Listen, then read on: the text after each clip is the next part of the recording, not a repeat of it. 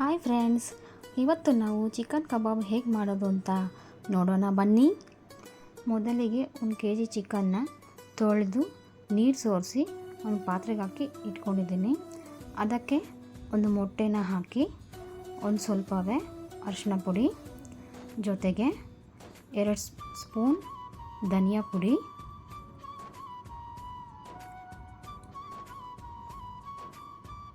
1 spoon ಮೆಣಸಿನ ಪುಡಿ, 2 spoon ಖಾರದ ಪುಡಿ, 2 ಸ್ಪೂನ್ ಗರಂ ಮಸಾಲ,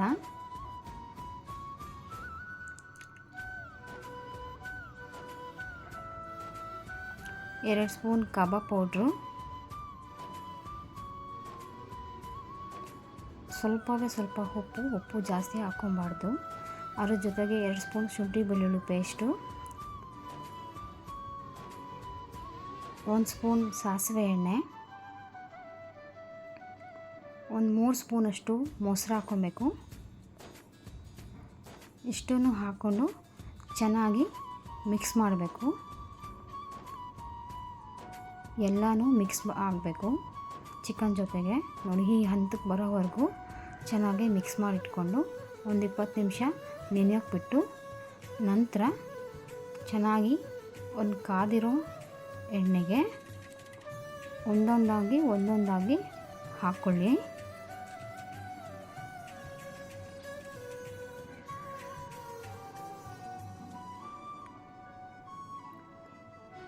ಒಂದು 10 ನಿಮಿಷ ಚೆನ್ನಾಗಿ ಎಣ್ಣೆನಲ್ಲೇ ಕರ್ಕೊಬೇಕು. ತುಂಬಾ ಟೇಸ್ಟಿಯಾಗಿರುತ್ತೆ ಇದು. ಕ್ರಿಸ್ಪಿಯಾಗಿ ಸಾಫ್ಟಾಗಿ ತುಂಬ ಚೆನ್ನಾಗಿರುತ್ತೆ. ನೀವು ಒಂದು ಸರಿ ಮಾಡ್ಕೊಂಡು ತಿನ್ನಿ. ಆಮೇಲೆ ವಾರಕ್ಕೆ 2-3 ಸರಿ ಇದನ್ನೇ ಮಾಡ್ಕೊಂಡು ತಿಂತೀರಾ, ಅಷ್ಟು ರುಚಿಯಾಗಿರುತ್ತೆ.